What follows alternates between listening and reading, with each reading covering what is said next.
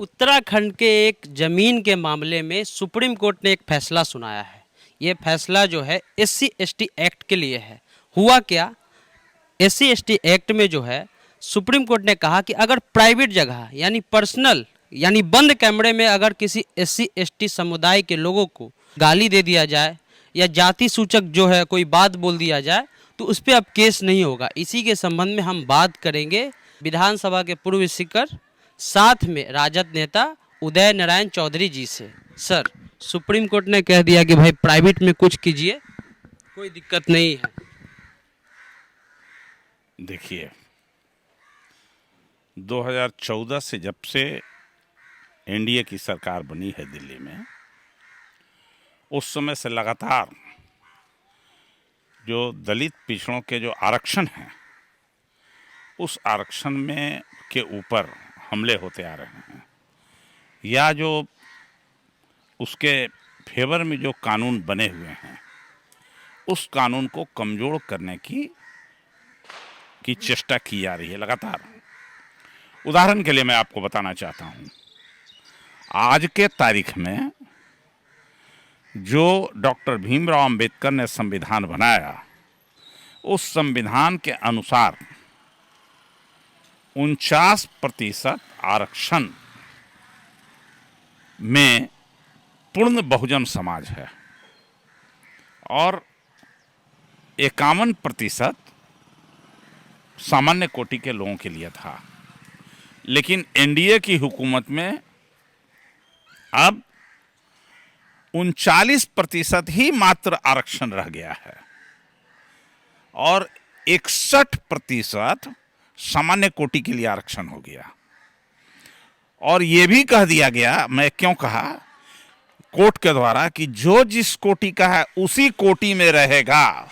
इसका मतलब कि अब किसी भी बहुजन समाज के बेरोजगार लोगों को नौकरी नहीं मिलेगी।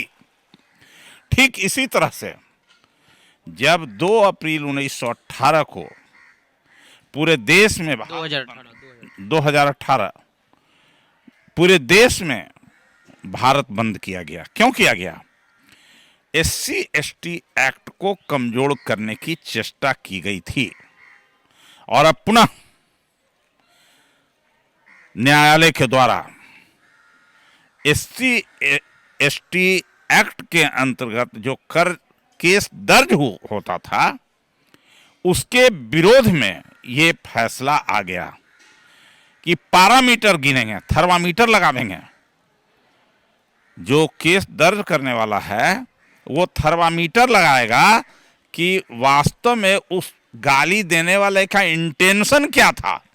तो इंटेंशन का थर्मामीटर कहाँ लगेगा? यही तो सवाल है सर, कैसे मापेंगे? क्या पैरामीटर होगा? इसके बारे में तो कुछ नहीं किया।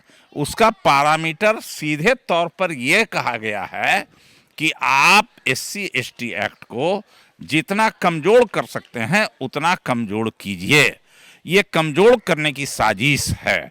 आगे आने वाले दिनों में और अभी जो जितने भी आरक्षित वर्ग के आरक्षित कोटा के नौजवान हैं, बेरोजगार हैं, सब लोग इस बात को समझ रहे हैं और इसका हरेक स्तर पर इसका विरोध किया जाएगा। इसके खिलाफ आवाज उठेगी और इसके बारे में न्यायालय को पुनः विचार करना चाहिए कि आखिर इसका पैरामीटर का थर्मामीटर क्या होगा।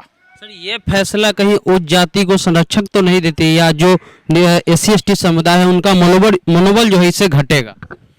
ये संरक्षण देने के लिए ही, सामान्य कोटि के लोगों को संरक्षण देने के लिए ही इस तरह का निर्णय लिया गया है, जिससे कि आरक्षित वर्ग के लोग, एससी एसटी के जो लोग हैं, उनके मनोबल को तोड़ा जा सके, उनके मनोबल को कमजोर किया जाए। इससे उनके मनोबल को कमजोर किया जाएगा और उनके ऊपर दलित उत्पीड़न, आदिवासी उत्पीड़न बढ़ेगा। सर, बहुत सारे दलित नेता एनडीए में हैं, अभी इस मामले पे वो चुप्पी है, उन पे आपका क्या कहना है? जैसे कि बिहार में जीतनराम मांझी हैं, रामविलास पासवान तो नहीं रहे, चिराग पासवान हैं, तो ये सब इन मामलों पे जो है एनडीए के जो घटक दल है चुप्पी साधे हुए हैं। ये लोग ठंडा घर के गुलाम बनने के लिए ये सब करते हैं। जो जिस आधार पर एमएलए एमपी बने, एमएलए एमपी तो बन गए, लेकिन मानसिक गुलामी से भी मुक्ति नहीं हुई है, इसीलिए चुप्पी साधे हुए हैं। इस मामले पे जो बहुजन की बात करती है मायावती जी, उत्तर प्रदेश की है बहुजन नेता, सबसे बड़ी नेता भारत की मानी जाती है, वो भी इस मामले पे चुप्पी बनाई हुई है। हम एक व्यक्ति के बारे में नहीं कह रहे हैं। जो कोई भी संसद का सदस्य है, विधानमंडल का सदस्य है, या अपने आप को कहता है कि हम आरक्षित वर्ग के, SC ST के, पिछड़े वर्ग के नेता हैं, अगर वो चुप रहते हैं, इसका माने कि वो मानसिक रूप से गुलाम है, चाहे कोई हो। अभी सबसे बड़ी पार्टी के रूप में भी हैं, तो आप अपने स्तर पे और अपनी पार्टी के स्तर पे क्या कीजिए? पार्टी का तो मैं कुछ हूं नहीं, लेकिन मैं अपने स्तर से कहा कि ये गुलाम बनाने वाली, डराने वाली, धमकाने वाली ये निर्णय है, और SC ST के मनोबल को कमजोर करने वाली निर्णय है। तो सर, आपकी अगर 10 तारीख को सरकार बन जाती है तो उस मामले में आप क्या करिए? अगर मगर किंतु परंतु की बात छोड़ दीजिए, आगे आने दीजिए, समय देखिए, आगे आगे चलिए, क्या होता है देखिए।